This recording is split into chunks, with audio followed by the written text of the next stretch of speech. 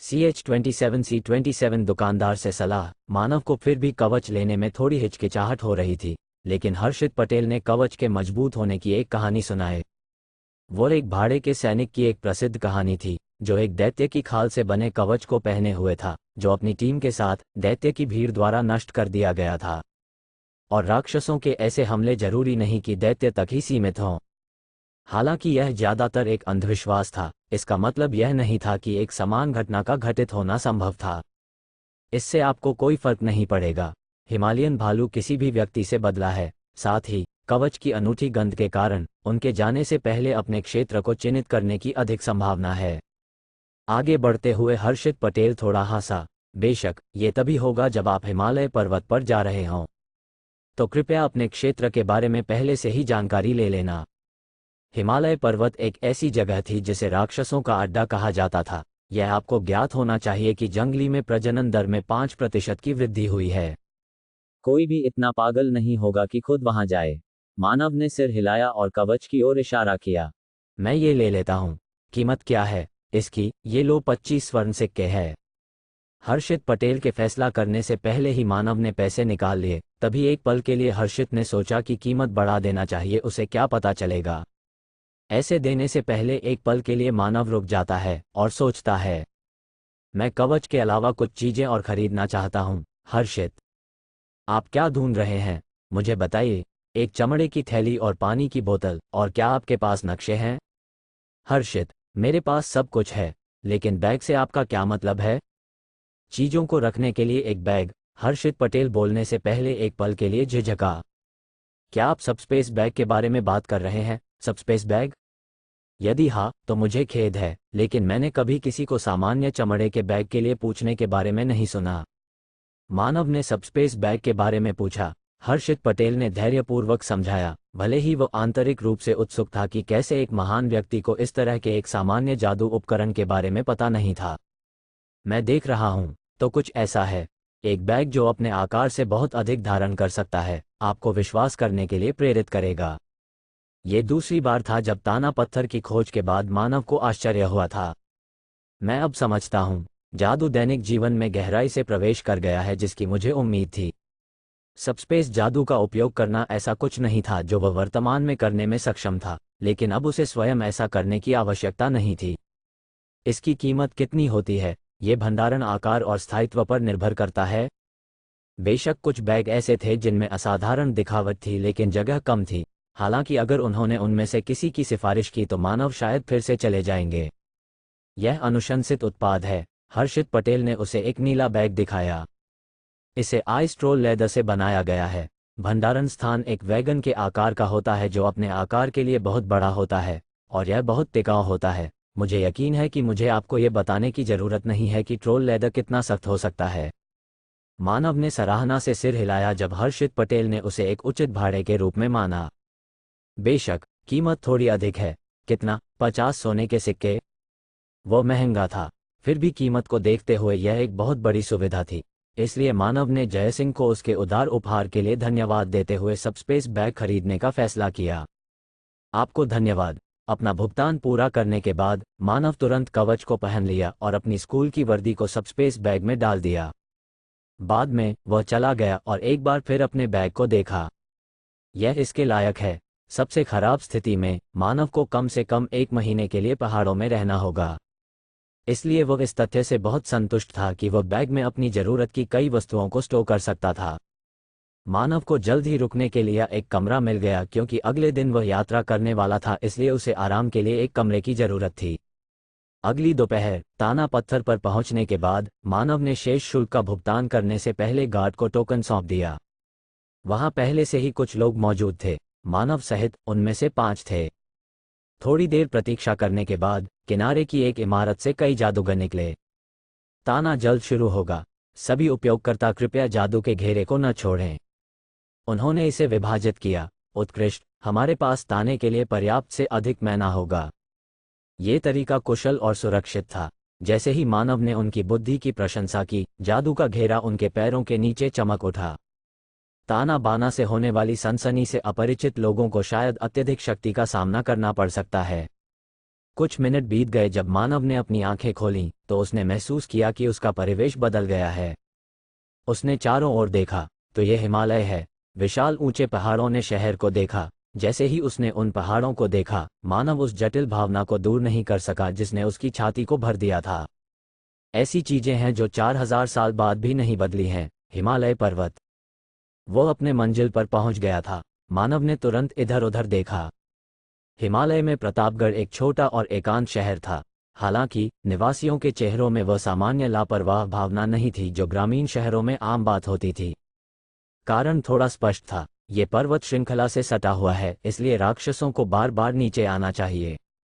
पहरेदारों के चेहरे गंभीर थे और कई भाड़े के सैनिक घूम रहे थे।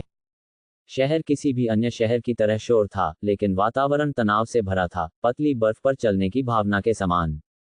जैसा कि खतरनाक भौगोलिक स्थानों से उम्मीद की जाती है, सुरक्षा एक प्राथमिकता थी।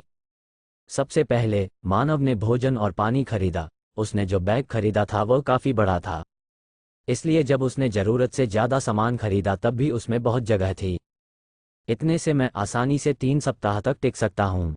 फिर वो एक बार में चला गया। CH-28C-28 दुकानदार का अपमान।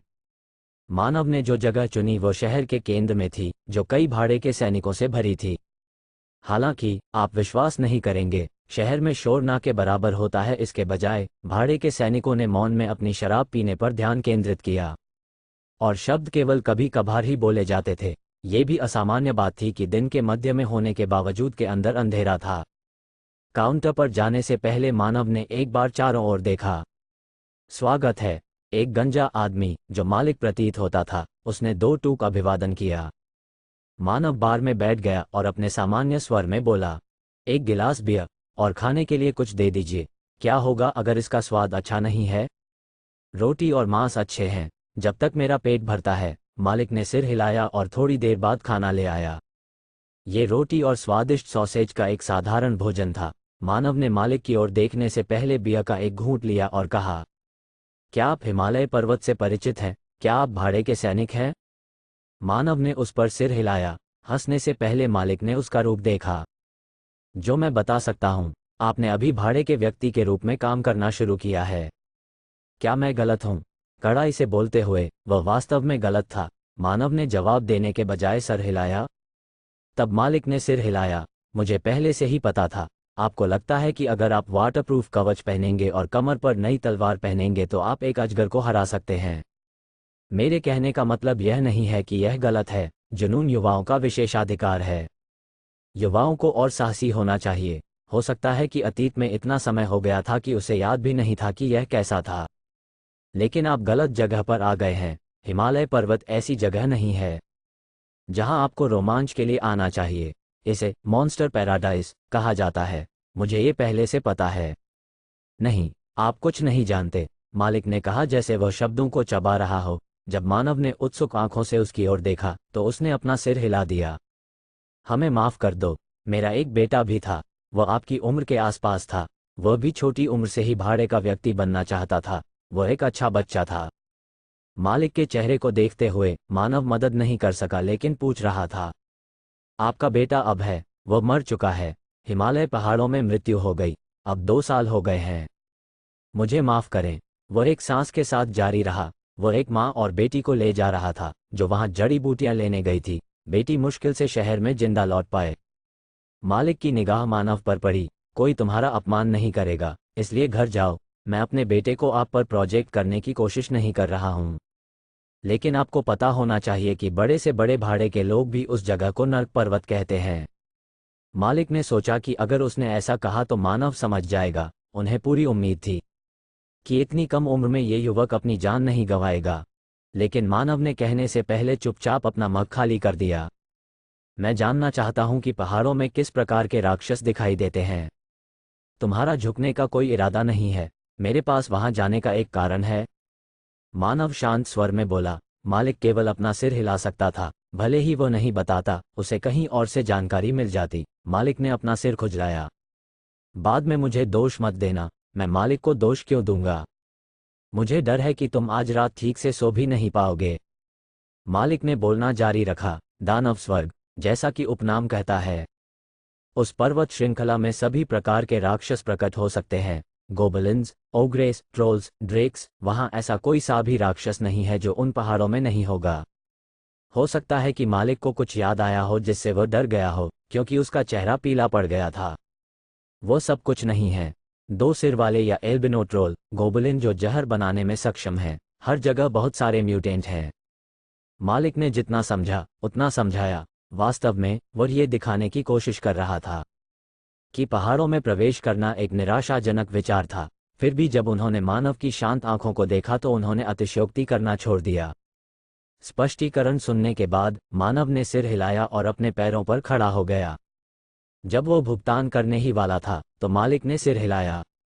मैं आपका पैसा स्वीकार नहीं करूंगा। जब तुम जीवित वापस आओगे तो मैं इसे स्वीकार कर लूंगा। मानव ने हाथ थाम लिया कि वह अपने बैग से बाहर निकलने वाला है और हंस पड़ा। यह व्यवसाय के लिए उपयुक्त रवैया नहीं है। तुम मेरी पत्नी की तरह हो जो मेरे कानों में कह रहे हो, जब तक मैं अपने परिवार का भरण पोषण कर सकता हूं ये ठीक है। मानव अपनी सीट से हट गए। उसके पास अब काफी पैसा था, लेकिन वह मालिक के एहसान को ठुकराना नहीं चाहता था। यह एक अच्छा भोजन था, खासकर सॉसेज। तुम अलग हो। आमतौर पर हमारे यहाँ बातचीत राक्षस लाशों या शराब के बारे में होती है। मालिक मुस्कुराया। मुझे तुम्हारा चेहरा याद होगा। कृपया जिंदा वापस आ जाओ। जब आप ऐसा करेंगे तो मैं और भी स्वादिष्ट सॉसेज बनाऊंगा। मैं इसकी आशा करता हूं। जैसे ही मानव घूमा, मालिक ने उसे फिर से बुलाया। अरे हाँ, पिछले कुछ दिनों से पहाड़ों के पास लाशें आ रही हैं। क्या ये राक्षस थे? नहीं, घावों को हथियारों से बनाया गया था। हथियारों से बना? मानव समझ गया कि मालिक का तुरंत क्या मतलब है। कोई पहाड़ों से मार रहा है, ऐसा ही लगता है। यहाँ तक कि कुछ बेहतरीन भाड़े के सैनिकों पर भी हमला किया गया था। कोई नहीं जानता कि यह एक हत्यारा है या एक समूह, लेकिन हम जानते हैं कि वे अत्यधिक कुशल हैं। क्या हाल ही में कोई शव खोजा गया था? CH-29C-29 पहाड़ों के बीच। मालिक के हाव भाव भारी हो गए। शायद वह अपने बेटे के बारे में सोच रहा था। गार्ड अपनी जांच कर रहे हैं, लेकिन अभी तक कोई नतीजा नहीं निकला है। जहां तक मुझे पता है, कुछ भाड़े के सैनिकों को भी इसी काम पर रखा गया है, लेकिन अभी भी कोई सुराग नहीं है। मैं नहीं जानता कि आप क्या करने का इरादा रखते हैं, लेकिन आप पहाड़ों में जा रहे हैं, इसलिए सावधान रहें। वो उसे याद दिला रहा था कि बिना वजह मधुमक्खी के छत्ते में अंगुली मत करो। वो जिस स्थान पर जा रहा था वह पहले से ही खतरनाक था, इसलिए बिना मतलब के वहां जाना अपनी जान को खतरे में डालने के बराबर था। क्या तुम पहाड़ों में कुछ ढूंढने जा रहा हो, या शायद तुम किसी की तलाश कर रहा हो? मानव ने सिर नहीं हिलाया। लेकिन मैं सावधान रहूंगा। आपका धन्यवाद। मानव ने आखिरकार बार छोड़ दिया और इसके तुरंत बाद मानव ने शहर छोड़ दिया। तभी उसने एक विशाल पहाड़ देखा। उसने सोचा था कि यह पूरी तरह से अछूत होगा क्योंकि यह पर्वत श्रृंखला की ओर ले जाता है, लेकिन आश्चर्यजनक रूप से ये वास्तव में इतना चिकना था कि इसे सड़क कहा जा सकता है। रास्ते पर चलते हुए मानव को यह विचार आया, कालकोठरी शायद गुफा नहीं थी। एक पहाड़ जो बादलों को भेदता है, जिसके ऊपर एक खूबसूरत झील है और झील के बीच में एक शांत द्वीप है। कालकोठरी में मेरा जो समय बीता वह सबसे अच्छा समय था। कालकोठरी सबसे अच्छी सुरंग थी और उसे अंदाजा था कि मैं क्या करने जा रहा हूं। महेंद्रगिरी पर्वत को देविक पर्वत के नाम से जाना जाता है। पहाड़ की चोटी पर एक ज्वालामुखी झील थी और शायद उसके बीच में एक छोटा सा द्वीप भी था। तो उसे बस छोटे से द्वीप को खोजने की जरूरत थी। समस्या ये थी कि वहां पहुंचने का कोई आसान रास्ता नहीं था। अगर यह सरहद पर होता तो कोई नौसिखिया भी इसे बता देता, लेकिन जैसे ही मानव बीच में पहुंचेगा वहां राक्षसों का स्तर आसमान छू जाएगा। अगर वह उनसे सहजता से निपटना चाहता है तो उसे कम से कम 6 स्टार होने चाहिए। बेशक यह कोई खास मुद्दा नहीं था। यहाँ हिमालय पर्वत में प्राकृतिक मान बहुत ऊंचा था, इसलिए यदि उसे यहाँ बसने और प्रशिक्षित करने के लिए जगह मिल जाती तो उसका स्तर तेजी से बढ़ जाता। संभवतः इसमें करीब 1 माह का समय लगेगा। मैं पहुंच गया हूं, मानव ने मन ही मन सोचा। उसके सामने एक हरा भरा जंगल दिखाई दे रहा था और मानव की दृष्टि में वह सैकड़ों पहाड़ थे। अब ये वास्तव में शुरू होता है। अपनी मुट्ठी बंद करके मानव जंगल में चला गया। मानव पूरी तरह से अपने प्रशिक्षण पर ध्यान केंद्रित करना चाहता था। मैंने फैसला किया है, मैं यहाँ 1 महीना में पूरा करूंगा। वास्तव में वह भी बहुत तंग था, अपने शरीर की जरूरतों को पूरा करने के अलावा। मानव को अपना सारा समय प्रशिक्षण के लिए समर्पित करना होगा। यहाँ तक कि एक अनुभवी जादूगर भी इस तरह की पीड़ा को सहन करने में सक्षम नहीं हो सकता है। लेकिन मानव के लिए जो 4000 वर्षों से पीड़ित था, ये ज़्यादा नहीं था। सबसे महत्वपूर्ण बात यह थी कि प्रशिक्षण के लिए जगह की तलाश अभी भी जारी थी। उस जगह को 2 आवश्यकताओं को पूरा करना था। यह अपेक्षाकृत सुरक्षित होना चाहिए, मन भी पर्याप्त रूप से केंद्रित होना चाहिए। सही जगह की तलाश अपने आप में समय लेने वाली थी। मानव धीरे धीरे इधर उधर देखने लगा। चारों ओर कई राक्षस थे जिसे राक्षस स्वर्ग नाम से जानते थे। 2 दिन बाद मानव को आखिरकार वह जगह मिल गई जिसे वो उपयुक्त मानता था। यह एक शानदार जलप्रपात था। इसमें एक प्रशिक्षण स्थान का क्लासिक अनुभव था, जबकि उसके सिर पर झरना पड़ रहा था। मानव ने जो देखा वह एक गुफा थी जो झरने के पीछे छिपी थी। यह एक ऐसी जगह थी जहां इंसानों की तो बात ही छोड़िए, राक्षस भी नहीं आते थे। झरने के पीछे अंधेरा था, लेकिन वह ठीक था क्योंकि वह जादू से रोशनी कर सकता था। ये ठीक रहेगा। सबसे अच्छी बात यह थी कि यह एक ही समय में उसकी 2 जरूरतों को पूरा कर सकता था। गुफा एक अच्छा आश्रय था क्योंकि उसके लिए पानी और भोजन प्राप्त करना आसान था। इसका मतलब था कि वह ठीक रहेगा, भले ही वो लाया राशन खत्म हो जाए। मानव ने जानबूझकर जोर से बात की क्योंकि वह अपने दिल को तसल्ली दे रहा था। युद्ध प्रशिक्षण कठिन होने वाला था। यह इस कारण से था कि यह कितना खतरनाक होगा कि मानव ने अन्नया को भी इसके बारे में नहीं बताया जब वह उत्सुक थी, क्योंकि यह जोखिम भरा था। सबसे पहले उसे मन इकट्ठा करना था। मानव के चेहरे पर मुस्कान फैल गई क्योंकि वह हवा से मन को अवशोषित करने लगा। यहाँ का मन उतना घना नहीं है जितना मुझे याद है। उन्होंने अतीत में हिमालय पर्वत पर प्रशिक्षण लिया था। उस समय मानव की स्मृति धुंधली थी, लेकिन मानव को यकीन था कि उस समय मन अधिक सघन हो गया था। शक्ति मानव के शरीर में इकट्ठा होने लगी थी। मानव के शरीर में प्रवेश करने के बाद मन उसके नाभि के नीचे मन कक्ष 1 में इकट्ठा हो गया। मानव ने मन को तब तक इकट्ठा किया था जब तक कि उसकी क्षमता लगभग भर नहीं गई थी, और जो कुछ बचा था वो एक जुल्फ था। सूरज उगाया और अस्त हो भी हो गया, और जैसे ही यह फिर से बढ़ गया, मानव अंततः मन के आखिरी बिट को इकट्ठा करने में कामयाब रहा, जिसे उसे अपने मूल को भरने की जरूरत थी। संतुष्टि की भावना, तृप्ति की भावना से अलग, उसके पूरे शरीर को अपने आलिंगन में ढंक लेती थी। यह एक अनोखा एहसास था कि किसी जीव को तभी होगा जब वह मन के लिए अपनी क्षमता भर चुका होगा। चरण 1 पूरा हो गया था। मानव ने अपनी आंखें खोली और एक लंबी सांस छोड़ते हुए तुरंत अपने बैग से पीने का पानी निकाला। CH30 6 स्टार शक्ति। पूरे दिन के बाद अपने शरीर की नमी को फिर से भरने के बाद वह प्यासा नहीं रह सका। उसे भूख नहीं लगी, लेकिन वह केवल मन की भावना थी जो उसके शरीर को भ्रमित कर रही थी। उसने अपने आप को कुछ झटकेदार खाने के लिए मजबूर किया और इसके तुरंत बाद उसने एक आरामदायक स्थिति पाई और सो गया। 5 घंटे की नींद के बाद मानव फिर जाग उठा। वह अपेक्षा से अधिक देर तक सोता था। अब से यह और भी मुश्किल होगा, इसलिए इसे मेरा आखिरी ब्रेक माना जा सकता है। एक गहरा ब्रेक लेने से पहले वह फिर से बैठ गया। मन को इकट्ठा करना केवल एक प्रारंभिक कदम था।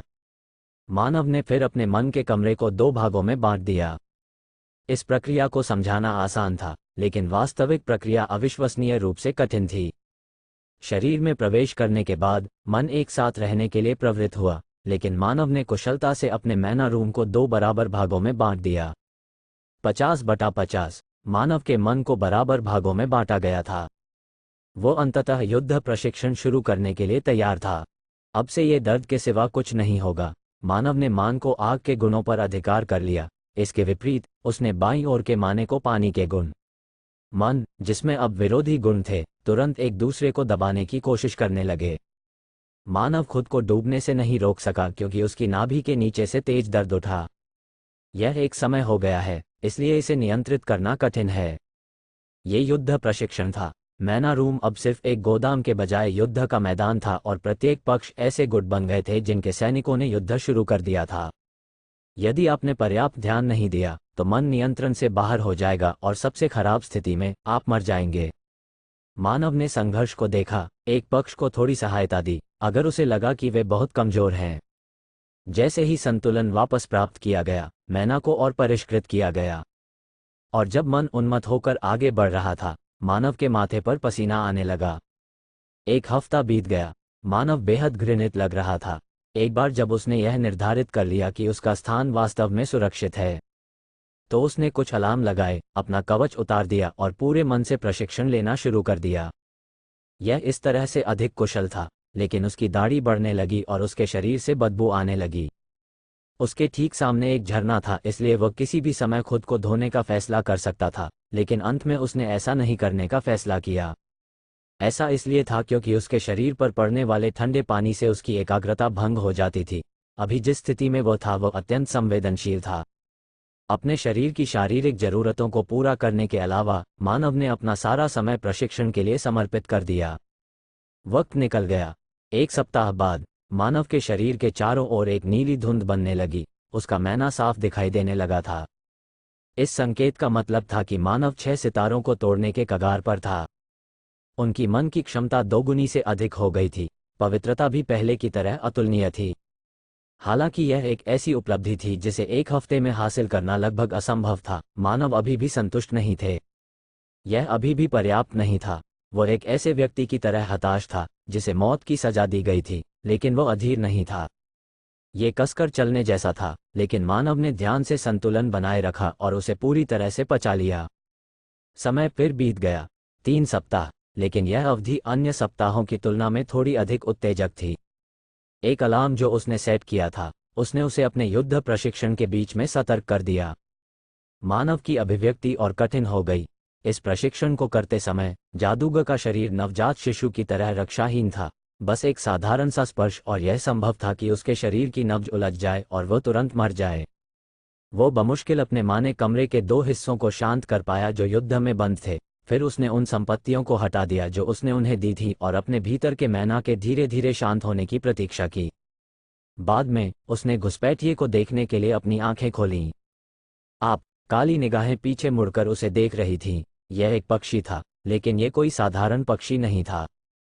इसकी गहरी टकटकी थी, पंखों के साथ जो आग की लपटों और गर्माहट से बने प्रतीत होते थे। मानव इस जीव को जानता था। नहीं, ऐसा कोई नहीं था जो इसका नाम न जानता हो। एक फीनिक्स, एक दैत्य इतना दुर्लभ था कि उसे कल्पना कहा जाता था, प्रकट हुआ था। मानव की आंखों में खुशी की चमक आ गई। उन्होंने पहले फीनिक्स के साथ काम किया था। सामान्य तौर पर उन्हें वश में करना अविश्वसनीय रूप से कठिन था। नहीं, ये कहा जाना चाहिए कि यह असंभव है। हालांकि यह केवल इसलिए था क्योंकि वे अपने साथी चुनते समय बहुत चुस्त थे और केवल उनके लिए जो योग्य थे वे बिना किसी हिचकिचाहट के अपना सिर झुकाते थे। ये हिमालय पर्वत है जिसमें सभी प्रकार के राक्षस हैं, लेकिन उसने कभी भी यहाँ फीनिक्स से मिलने की उम्मीद नहीं की होगी। इसके अलावा वहाँ क्यों था? उसकी निगाहों में कोई दुश्मनी नहीं थी। यह दिव्य प्राणी शुरू से ही शांति से तब तक प्रतीक्षा करता रहा जब तक उसने अपनी आंखें नहीं खोलीं। मानव ने जल्द ही अनुमान लगाया कि क्यों यह अग्नि मन से आकर्षित हुआ होगा कि मैं युद्ध प्रशिक्षण के दौरान हेरफेर कर रहा था। उन्होंने जिस बात पर भी ध्यान दिया वो स्थिति थी जिसमें फीनिक्स था। इसके पंख भीगे हुए थे। क्या ऐसा इसलिए था क्योंकि यह फॉल्स के माध्यम से आया था? नहीं, उसमें से हल्की बारिश की गंध आ रही थी। हालांकि फीनिक्स के पंखों पर लगी आग की लपटें इतनी तेज थी कि बारिश से भीगना नहीं चाहिए, लेकिन इसकी लपटें कमजोर थीं और ऐसा लग रहा था कि वे किसी भी क्षण बुझ जाएंगी। करीब से देखने पर उसने महसूस किया कि चिड़िया के सीने पर एक बड़ा निशान है, मानो उसके शरीर को किसी बड़े पंजे से काट दिया गया हो। अगर जख्म थोड़ा और गहरा होता तो दिल से फट जाता। कई लोगों के विश्वास के विपरीत ये प्राणी वास्तव में अमर नहीं था। ऐसा केवल इसलिए कहा जाता था क्योंकि सही परिस्थितियों को देखते हुए यह अन्य प्राणियों की तुलना में मृत्यु से बचने में सक्षम होगा।